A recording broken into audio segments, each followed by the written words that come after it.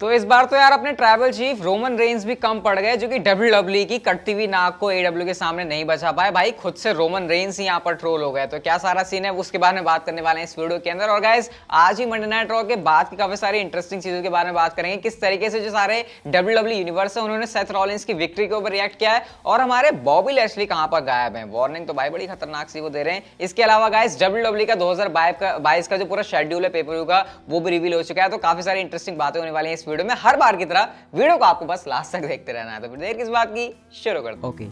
Hello chatters, my name is Rohit and you are watching Wrestle Chatter. सबसे पहले guys हम लोग बात कर लेते हैं almighty and farmer WWE champion Bobby Lashley के बारे में। क्राउन ज्वेल में गोल्डबर्ग के साथ तगड़ा वाला उन्होंने मैच दिया, लेकिन इस हफ्ते जो आज ही रॉ का एपिसोड गया है, नहीं देखी भाई रॉ की वीडियो तो आई बटन पर भी मिल जाएगी, डिस्क्रिप्शन में लिंक भी है, पूरा रॉ का एपिसोड कवर किया हुआ है। बॉबी लैशली रॉ पर कहीं पर भी नहीं थे, लेकिन गाइस बॉबी लैशली रॉ पर नहीं थे, बट उन्होंने एक वार्निंग जरूर इश्यू कर दी है सारे के सारे मंडे नाइट रॉ के सुपरस्टार्स के लिए, क्योंकि आपको पता है वो ड्राफ्ट के ऊपर जो है रॉ के ऊपर आने वाले हैं।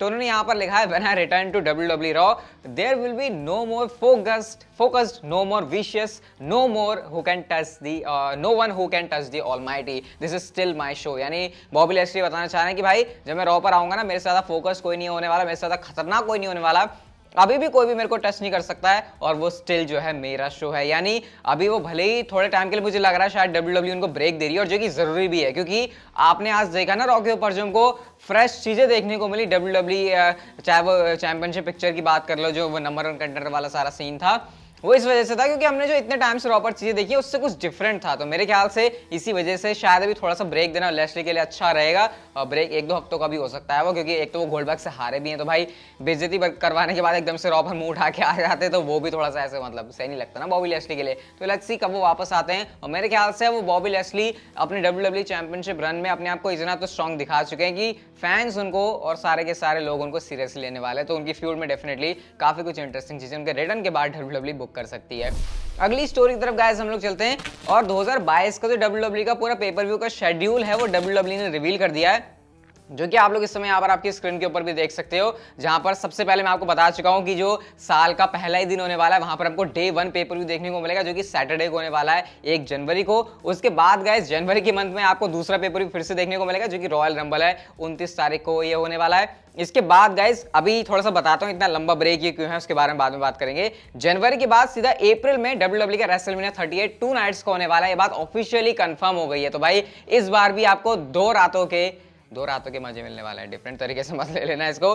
2 नाइट्स का आपको रेसलमेनिया इवेंट्स देखने को मिलेगा, जहां पर एक डेट होने वाली है 2 अप्रैल की, जो कि सैटरडे को की होगी, उसके बाद जो आपको संडे को देखने को मिलेगा। उसके बाद जो अगला पेपर व्यू होगा वो होगा 8 मई को। अभी इसका नाम क्या होने वाला है वो डब्ल्यूडब्ल्यूई ने रिवील नहीं किया, लेकिन बता दिया कि भाई 8 मई को आपको पेपर व्यू देखने को मिलेगा। उसके बाद नेक्स्ट आएगा जून मंथ में, जो कि 5 जून को होने वाला है। उसके बाद सैटरडे 2 जुलाई को हमको देखने को मिलेगा लास वेगस से money in the bank pay per view. और कैसे इंटरेस्टिंग ये है कि जुलाई के मंथ में ही आपको समर स्लैम पेपर व्यू भी देखने को मिलेगा। मतलब हमको आदत है ना समर स्लैम का नाम सुनते ही ऐसे अगस्त का महीना याद करने की, लेकिन इस साल जो है आपको जुलाई के मंथ में ही समर स्लैम पेपर व्यू देखने को मिलेगा। उसके बाद जो है सितंबर मंथ या फिर सितंबर को 3 या 4 तारीख को भी डब्ल्यूडब्ल्यूई का पेपर व्यू होने वाला है, अभी वो कंफर्म नहीं किया डब्ल्यूडब्ल्यूई ने।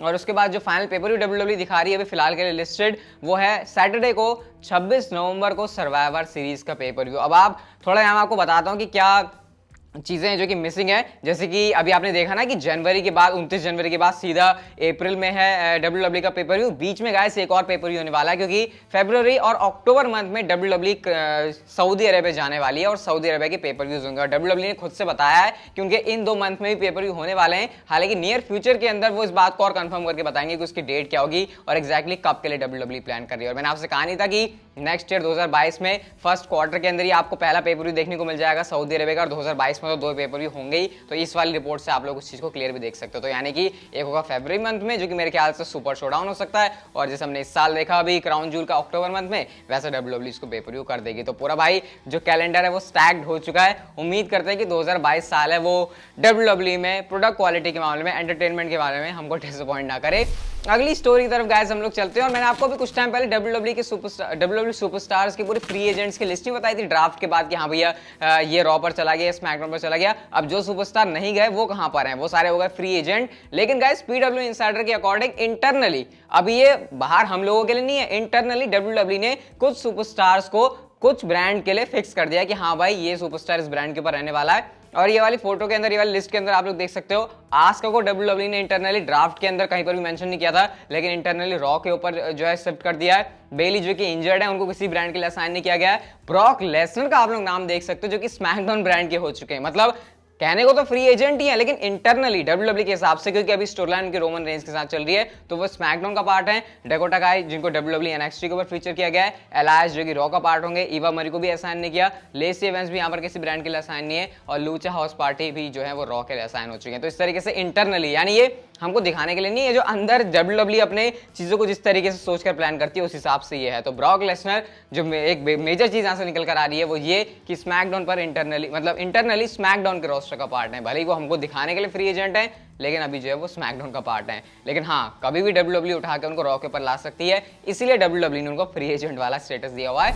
अगली स्टोरी की तरफ गाइस हम लोग चलते हैं और बात करते हैं सेथ रॉलिंस की आज की विक्ट्री के बारे में। तो जैसे कि हम लोगों ने देखा कि मंडे नाइट रॉ के एपिसोड में सेथ रॉलिंस ने बड़ा मैच जीत लिया, जब लैडर मैच के अंदर उन्होंने वो जो कॉन्ट्रैक्ट है उसको निकाला और उसके बाद वो नंबर 1 कंटेंडर बन गए हैं और वो होने वाले हैं next in line to challenge Big E for the WWE championship. अब इसके ऊपर फैंस का सोशल मीडिया के ऊपर कैसा रिएक्शन है, जरा इसके ऊपर एक बार नजर दौड़ाते हैं। तो यहाँ पर काफी मिक्स रिएक्शन मिले सेथ रॉलिंस को। काफी सारे लोग सेथ रॉलिंस के फेवर में हैं। किस वजह से? क्योंकि आपको पता है बहुत टाइम से सेथ रॉलिंस जो है चैंपियनशिप प्रोग्राम से बाहर थे, और चैंपियनशिप प्रोग्राम से बाहर रहने के बावजूद ऐसा नहीं था कि उन्होंने फैंस को एंटरटेनमेंट या फिर मसाला नहीं दिया।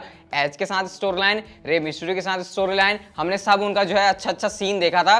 तो इस वजह से जो है काफी सारे फैंस जो है ये वकील बने हुए हैं सेथ रॉलिंस के कि हाँ भैया बंदा सही तो है, उसने अच्छा काम किया और अच्छे काम का तुमको अच्छा रिवॉर्ड मिलता है। लेकिन काफी सारे लोग यहाँ पर सेथ रॉलिंस के भाई अगेंस्ट में भी हो गए, क्योंकि सेथ रॉलिंस के साथ जो सुपरस्टार्स मैच में कंपीट कर रहे थे, Kevin Owens and Finn Balor, उनके लिए काफी सारे फैंस रूट कर रहे थे। इवन फिन बैलर को लेकर मैं काफी सारे देख रहा हूँ कि फिन बैलर को लेकर जो है काफी सारे फैंस कह रहे हैं कि भाई इनको मैच जीतना चाहिए था। लेकिन डब्ल्यूडब्ल्यूई अगेन जो है अपने पुराने वाले फॉर्मेट पर लौट चुकी है कि उन्होंने सेथ रॉलिंस को जो है फिर से रॉ के ऊपर बड़ा सुपरस्टार दिखाने को लेकर देखा है। वेल, मुझे लगता नहीं यहाँ पर कुछ दिक्कत है, क्योंकि इस समय रॉ के ऊपर डब्ल्यूडब्ल्यूई सेथ रॉलिंस को लेकर आई है, तो ऐसा नहीं लग रहा कि कोई बोरिंग सेथ रॉलिंस है, वही ओल्ड सेथ रॉलिंस है। अगर स्टोरी लाइन नहीं है, अगर बंदा नया है, बंदा फ्रेश लग रहा है, तो मुझे लगता नहीं यहाँ पर कोई दिक्कत होनी चाहिए। हाँ, वो भी एक बात सही है कि फिन बैलर, केविन ओवेंस भी हो सकते थे, लेकिन इसमें यहाँ पर ज्यादा कोई दिक्कत वाली बात है नहीं। वैसे इसके ऊपर आपका क्या ओपिनियन है कि डब्ल्यूडब्ल्यूई ने सेथ रॉलिंस को अपॉर्चुनिटी दे दी और क्या पता डब्ल्यूडब्ल्यूई चैंपियन भी बच जाए बिगी को हराकर? तो इसके ऊपर आपका क्या ओपिनियन है, कमेंट सेक्शन में आप लोगों को जरूर बता सकते हो। हम लोग चलते हैं गाइस अपनी नेक्स्ट एंड फाइनल स्टोरी की तरफ। और आपको पता होगा, अगर आप लोग हमारे चैनल के ऊपर एक्टिव चैटर हो, मैंने आपको बताया नहीं था कि डब्ल्यूडब्ल्यू और एईडब्ल्यू के शोज अब तक तो हम कैसे कंपेयर करते थे कि भाई टीवी रेटिंग्स कितनी आ रही है, किसको कितना ज्यादा देखा जा रहा है। लेकिन गाइस ज्यादा फेयर ये तब होता है जब हम ये देखें कि एक्चुअल में किसी एरेना में जाके कौन सा शो कितनी टिकट्स बिकवा पा रहा है। और उसमें मजे की बात है जब सेम एरेना में दोनों शोज होने वाले हैं, तो यूबीएस जो एरेना है वहां पर गाइस डायनामाइट और एईडब्ल्यू और डब्ल्यूडब्ल्यूई के शो होने वाले रॉ के, जिस पर गाइस आपको पता है डब्ल्यूडब्ल्यूई की जो टिकट सेल्स है वो स्टिल काफी खराब थी। बट डब्ल्यूडब्ल्यूई ने क्या किया, उनको पता था एडब्ल्यू के साथ उनका कंपटीशन है, तो उन्होंने रोमन रेंज को शो के लिए एडवर्टाइज कर दिया, जिसके बाद टिकट्स में थोड़ा सा उछाल तो आया, बट स्टिल 7,000 में से स्टिल डब्ल्यूडब्ल्यूई की सिर्फ 3,000 टिकट से बिकी है।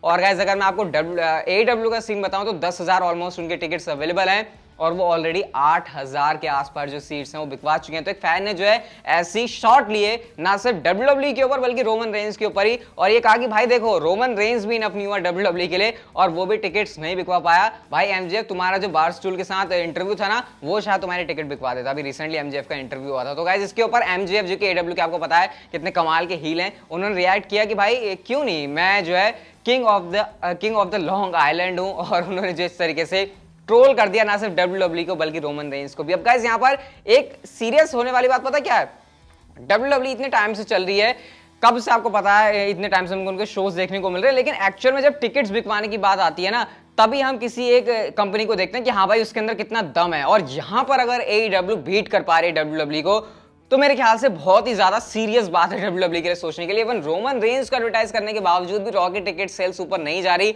और उधर भाई एडब्ल्यू के शोज आराम से 7,000 अपनी टिकट्स बिकवा के ऑलरेडी बैठे हुए हैं।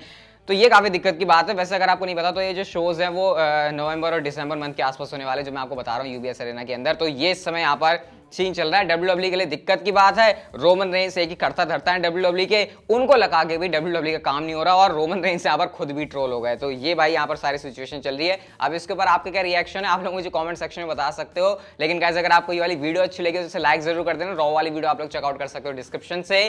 चैनल को आप लोग कर सकते हो सब्सक्राइब और नोटिफिकेशन बेल कॉन ऐसी इंटरेस्टिंग वीडियोस के लिए। And see you guys in my next video.